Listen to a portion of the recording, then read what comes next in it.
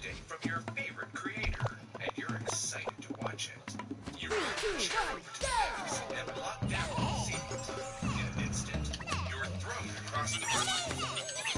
All you can remember is a loud bang dropping into your bedroom. You drag your hands across your body to see if you're okay when you feel a hot stickiness. Close your eyes, hoping it won't be anything it is. But when you bring your hands up in front of you to look, their crimson sheen betrays your injury. Next thing you know, you're in the emergency room, and surgeons are busy pulling chips, shards, and metal scrap from your abdomen. How could sitting in an office chair go so very, very wrong? What makes an office chair go through?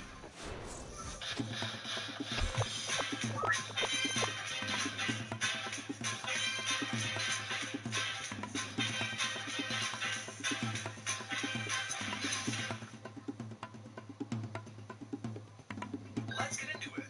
Today's episode is sponsored by Crossout, the premier online vehicle shooter that lets you build your custom post-apocalyptic Mad Max death machine. The game is free to play on PC, PS4, PS5, Xbox One, and Xbox Series X and S. All you have to do is download and play. All the different vehicles and mechs are player-built from individual parts, from struts to wheels, cabins, and, of course, a vast array of weapons.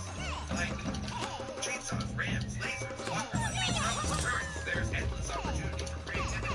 The in-game vehicle computer is so easy to use. And you can even test drive your new wheel before getting into battle. Speaking of which, Crossout has a number of players, including a fast-paced PvP, a PvP, and a variety of vehicles like Battle Royale, racing, and vehicle football. Oh, you like stories? Crossout even has an adventure mode to play on your phone. Like Crossout's realistic vehicle damage system. So even when someone shoots my tires out, I'm finally one of the cool kids doing donuts. Building your own vehicle is super cool too, with the possibilities to get your ride decked out.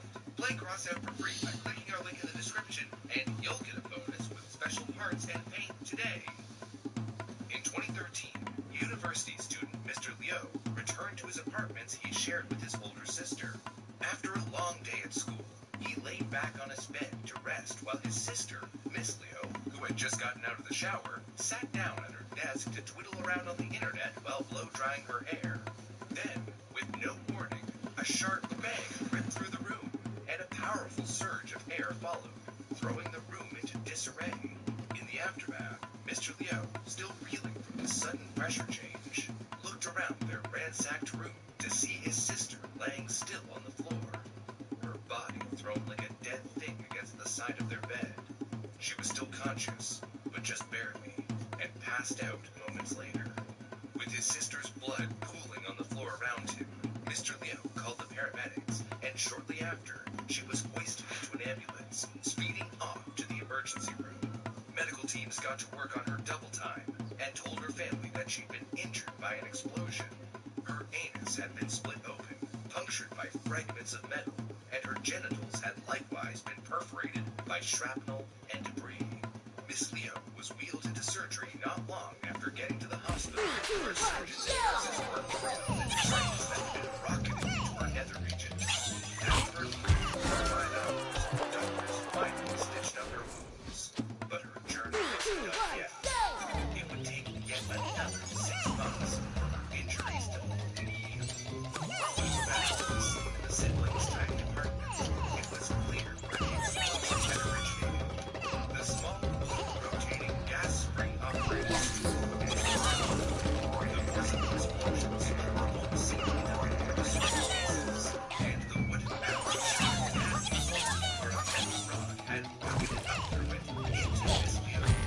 Inside the siblings' computer had been bombed out by the shockwave, and parts of the plastic casing had melted.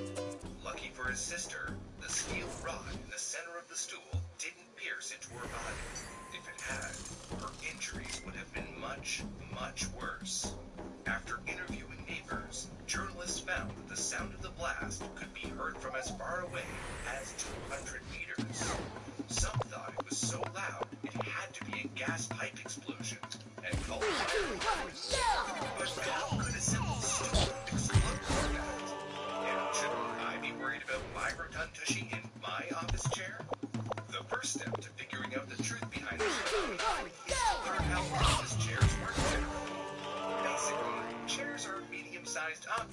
that support our weight that we can use to... So my producers tell me that I don't need to explain to you how chairs work. But office chairs do have one little mechanism that, quite literally, raises the bar. It's called a gas spring, and it's technology that lets these chairs adjust their height. It's similar to a button pump, in that it has a metal cylinder with an airtight piston mounted on a rod inside. In a pump, the piston is attached to a handle that you pump up and down. The piston moves inside the cylinder, sucking in air before compressing it through a valve and into whatever you're inflating. Your tires, your sports balls, and whatnot. In a gas spring, the piston is attached to the bottom of your seat, and the entire cylinder is pressurized with nitrogen gas and oil. The nitrogen is pressurized so it exerts upward force on the piston, which holds your seat at the topmost position. The nitrogen provides the force, and the oil lubricates, ensuring the chair works smoothly. Also, since gas springs are holding pressurized gas, they have to be made of metal that can handle the force.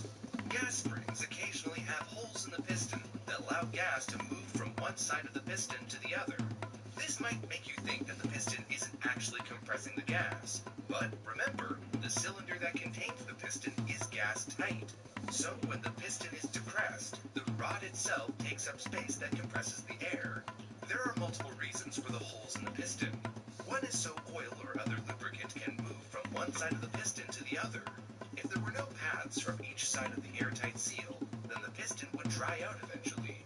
With a gas spring, pressure can equalize on each side of the piston because of the holes, and the upward force is generated by the higher surface area on the inside. For all my math nerds out there, the equation for this is force equals pressure multiplied by area.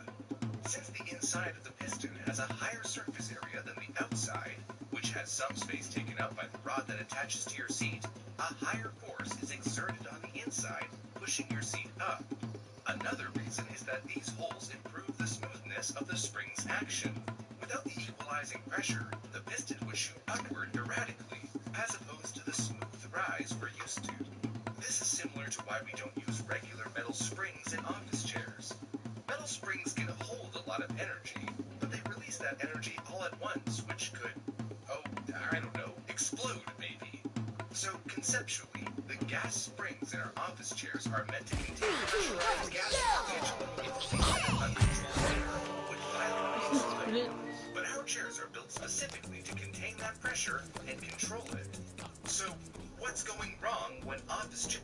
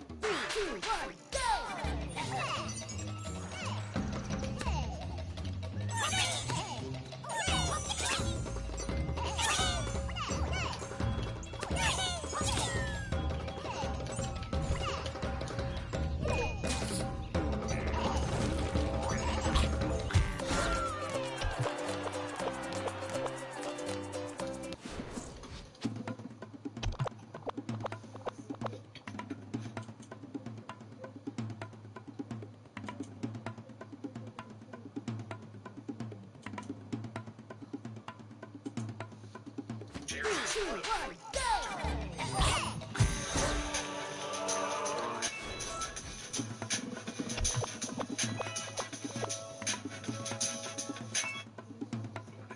To find out why this happens, it helps to look at other examples to see if there are any similarities.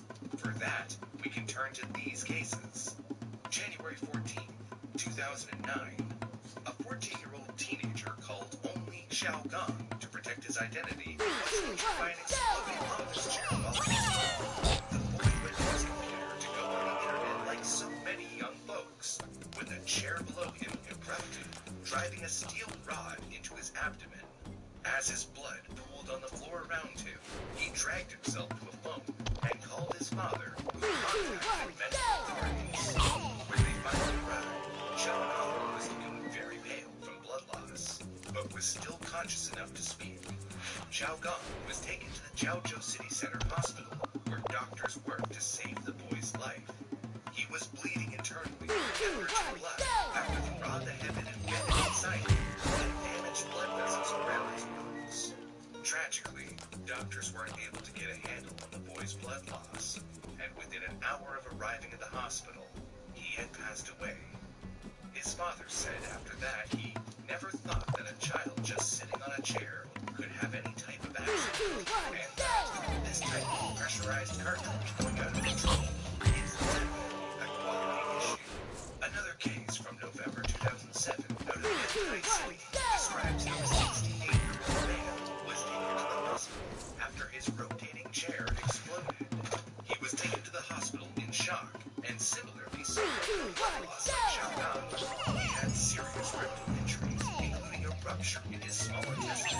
Some of the damaged tissue had tears as wide as 5 centimeters.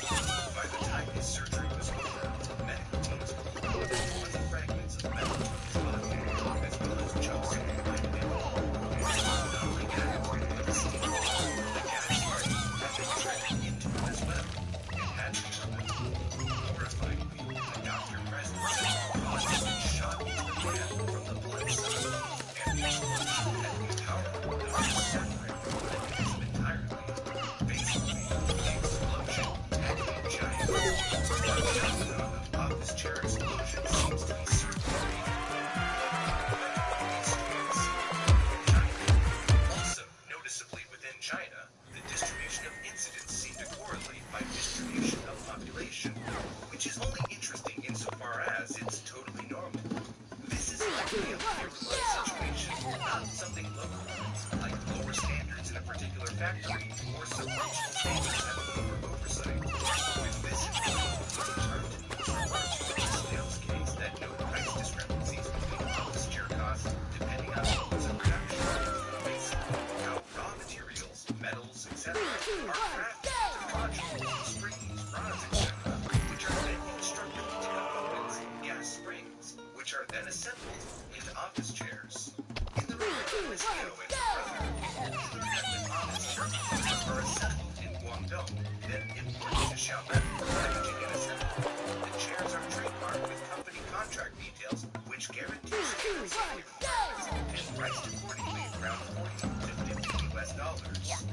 However, when modules like springs and metal rods are imported to Xiamen instead of purchased from a supplier and then constructed, the same safety standards can be avoided and the price lowered to something like $20 US.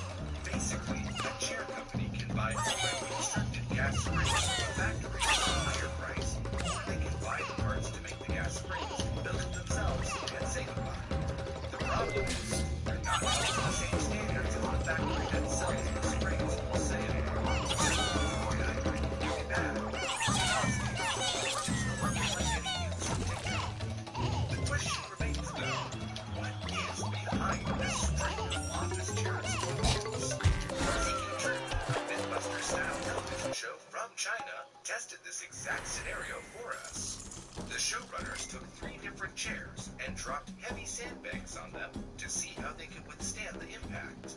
The first chair was from a reliable and well-known retailer, with info about the manufacturer and certification guaranteeing safety standards. The second was purchased second-hand and had some visible damage on the column that has the gas spring. third was bought from what the hosts call the third market in China.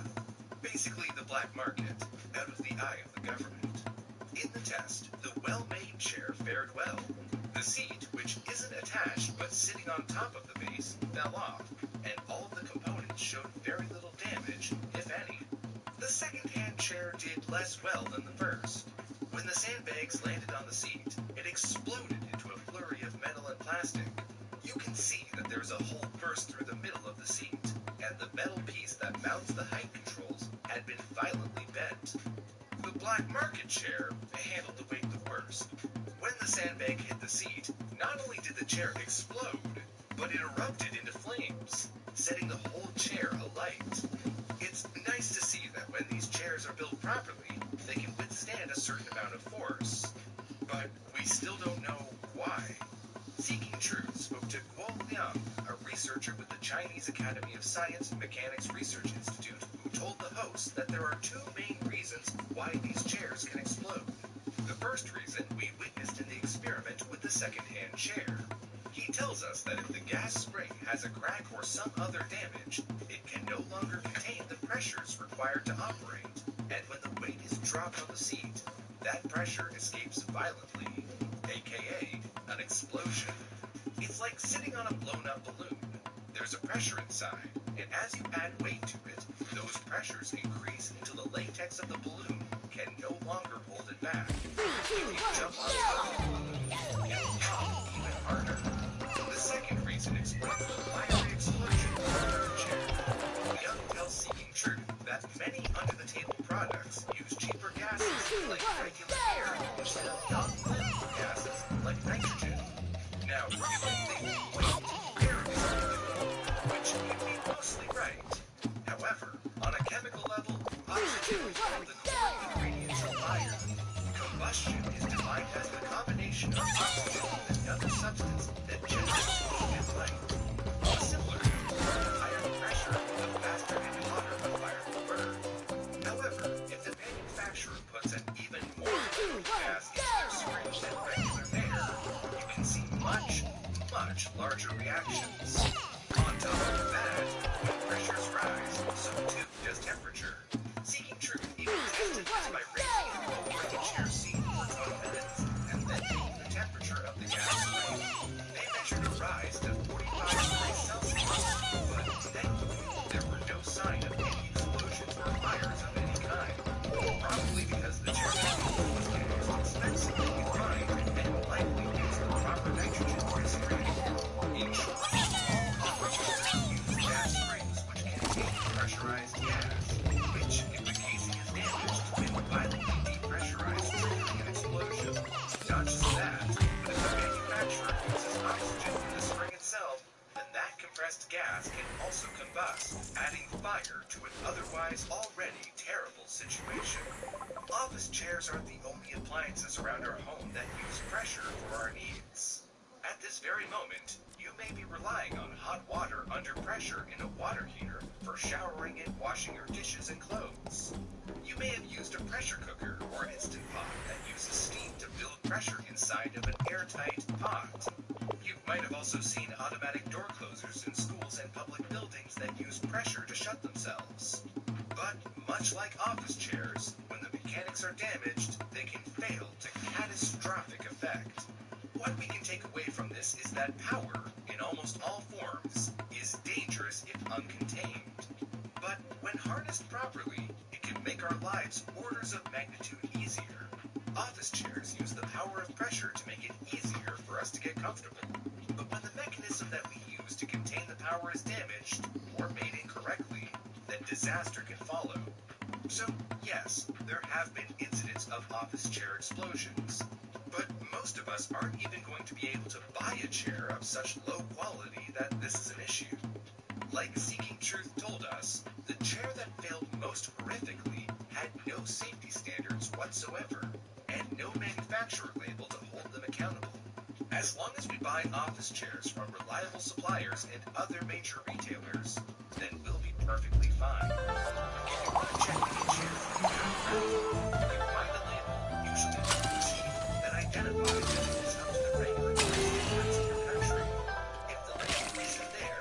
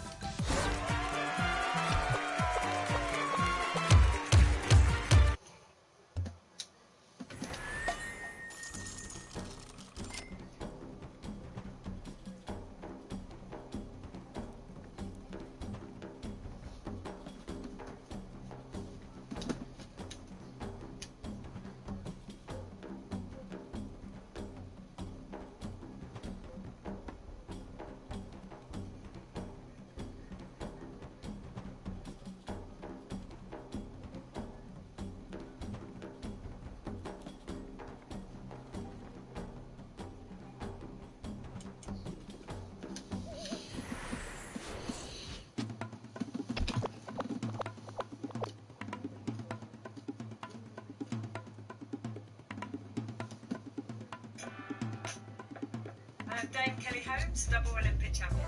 Running pretty much is my life. I absolutely think running can transform you. I was in the village for nearly 10 years. I was a heavy goods vehicle driver, believe it or not, and spent another physical change structure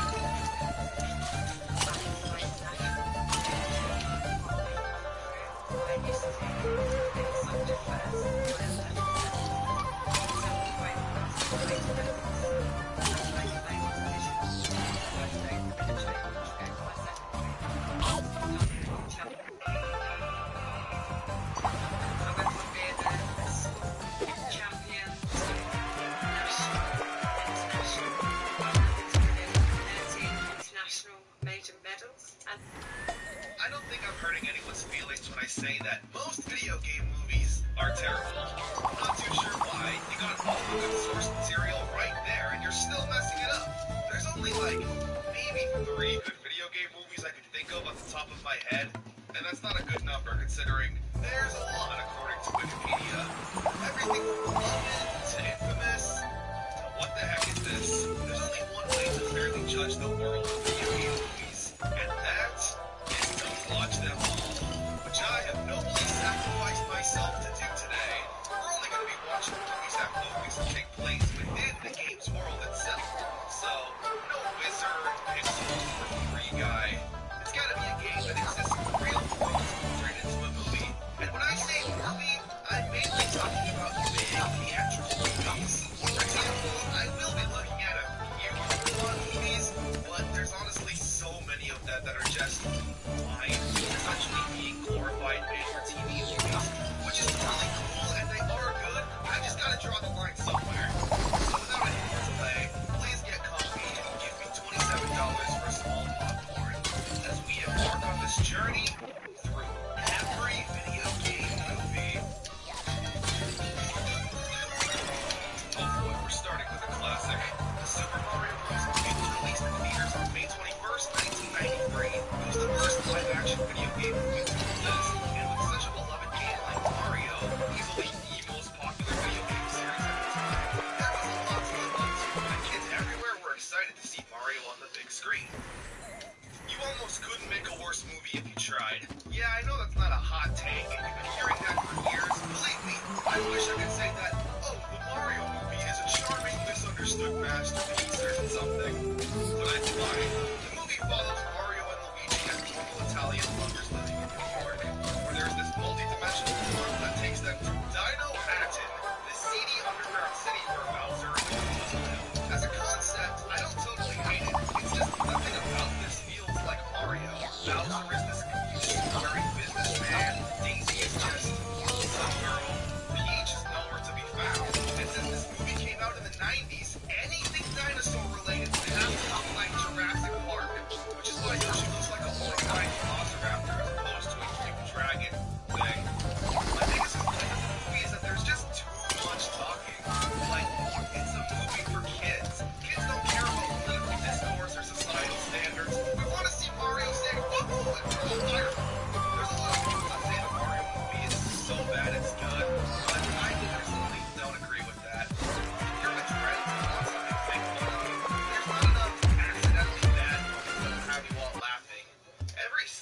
feels like a meme. Like, check out the Mario Brothers in their new game.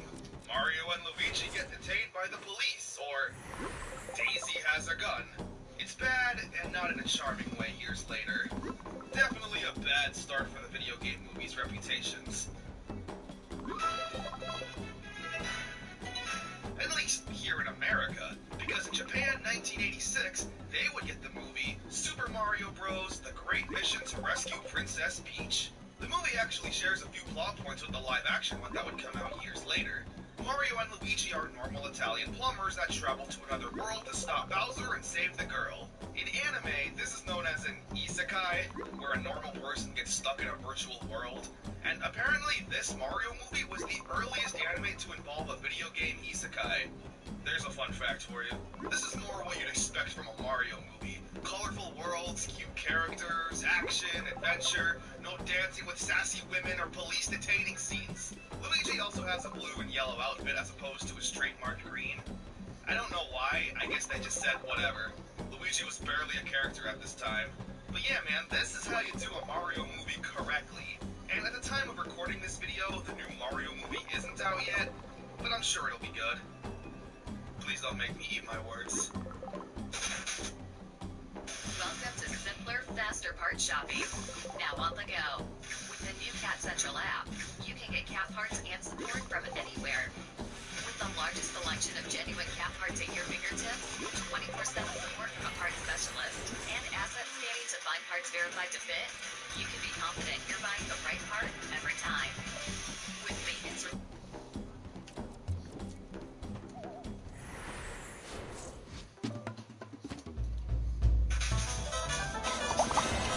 November 4th, 1994 saw the release of Double Dragon the movie. The game, if you don't know, follows Billy and Jimmy beating up gangs for stealing their girlfriend. The movie doesn't really follow that plotline, however, for instead dealing with this ancient cursed medallion called the Double Dragon, that this corrupt businessman is looking for. He has one half already and needs the other to take over and Los Angeles. Okay, let's start small and work our way up. That's a smart, goal-oriented Billy. Our main characters, Billy and Jimmy, are very 90s, very Bill and Ted, if you know what I mean. If you had a movie with two young guys as your stars, for some reason they had to be yell at the 90s. There's a lot of cool character designs for the villains, I gotta give them that. Like this. Well, I don't really know how to explain it actually. It needs to be censored. The movie's honestly way better than the Mario movie. It's more chaotic and there's always something going on as opposed to just talking scenes over and over. You got car chases, fights, and 90s wardrobes that I still dress like. I never left the 90s. My biggest complaint with the movie though is that there's not enough fighting. Which you could see as a big problem. Like yeah, this fighting game movie doesn't have enough fighting. The fight scenes that are in the movie though are really good. The actors clearly do know how to do martial arts and aren't used to doubles. A lot of the kicks and flips are really impressive. Mark DeCasio, who played Jimmy, is a black belt in real life and is still doing martial arts moves, being in movies like John Wick 3. Double Dragon, while clearly not perfect, has a lot more charm than the Mario movie in my opinion. I'd compare it to the live-action 90s Ninja Turtles movies. Definitely dated and not perfect. But if you saw this movie as a kid, I can see why it has sentimental value. There's a simple 90s charm to it that couldn't be replicated today, even if you tried.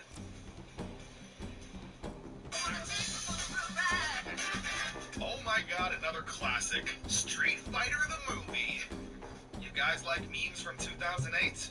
Of course! Okay, I'm done with that. This movie is so silly. When you think of the main character of Street Fighter, who comes to mind? Either Ryu or Chun-Li, right? Well, in this movie, the main character is Guile, played by Jean-Claude Van Damme. Allow me to repeat, Guile, the hardcore US American soldier character with blonde hair and camo pants, is played by Jean-Claude Van Damme, who's born in Belgium. And I'm going to kick that son of a bitch Bison's ass so hard. How does this happen? I refuse to believe that this isn't a band movie that somehow got popular.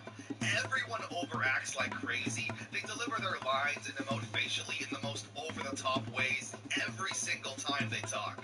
I actually don't have a problem with the goofiness, though. I'd rather a movie be fun as opposed to stale and boring.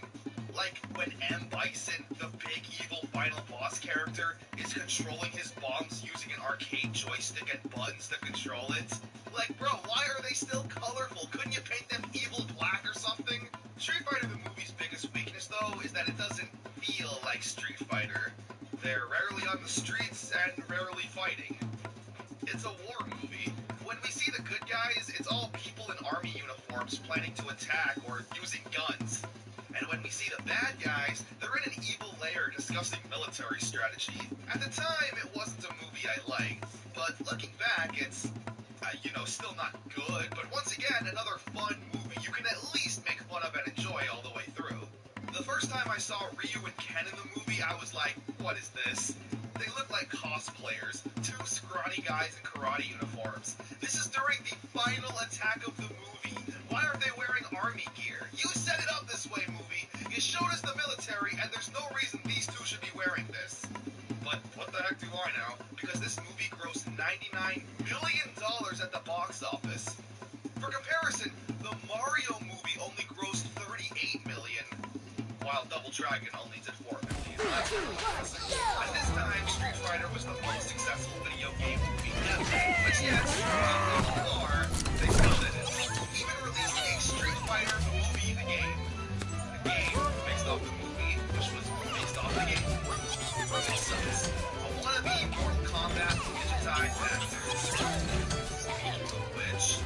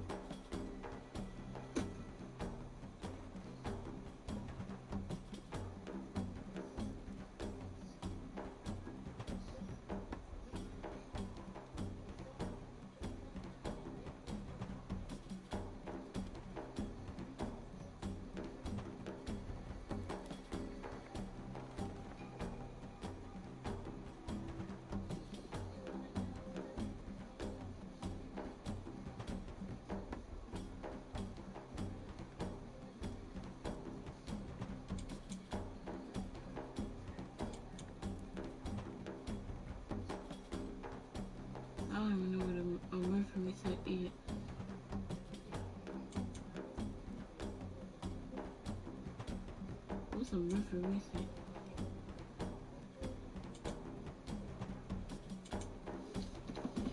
Routine, meaning you couldn't show any gratuitous violence. Meaning you weren't gonna see anyone get their spine ripped out or get blown up. I guess if you were an edgy teenager, you might be upset at that. But in hindsight, the movie didn't really need it. It was really strong without all that. The movie made $124 million at the box office with a budget of $20 million. So, yeah, I'd call that a success. The movie also ended with a really cool teaser for a potential sequel. Shao Kahn busts out of the building and says, Raiden then says, and the movie roll credits play the techno song, perfect ending to the combat movie series. At least, it should have been. November 23rd, 1997, Mortal Kombat Annihilation hit the big screen. It also hit rock bottom. This movie is such a fall from grace. It is just as bad as everyone has been saying for years. The first big problem, who the heck is this? Or that? Or that? Yeah, every actor except Liu Kang and Kitana were recast. That's probably your first sign that you shouldn't make another movie. Then, less than 5 minutes into the movie, Shao Kahn kills Johnny Cage. Sure, it's not the same Johnny Cage since it's a new actor, but still, he was easily the fan favorite with his charm and funny remarks. So you kill him 5 minutes in, and everyone just moves on after that. They give a shock into a thumbnail face and then never bring it up again. The movie has a real struggle to it. The effects and costumes are terrible. They look even more like the movie costumes they did in the first movie. This movie also relies too much on CGI, which, as I mentioned, still isn't perfected as a whole yet, meaning some of the creature effects and special effects look terrible. The movie just has bad pacing. Literally, Liu Kang is walking and gets into a fight. Sonya is walking and gets into a fight. Jax is now in the movie, and then gets into a fight.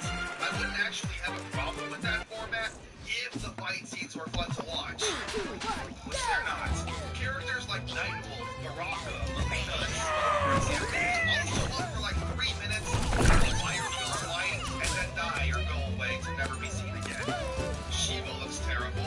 Ermac and Noob Saibot literally just show up in the last 15 minutes of the movie.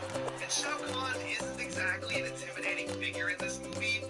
They needed a wrestler to portray him. Someone big and muscly who will tower over everyone. He just looks like a normal guy next to Liu Kang. This movie has the reputation for being the worst video game movie ever, and is probably up there as one of the worst movies in general ever. Will Mortal Kombat ever get a chance to redeem itself on the big screen? I guess we'll just have to wait and see.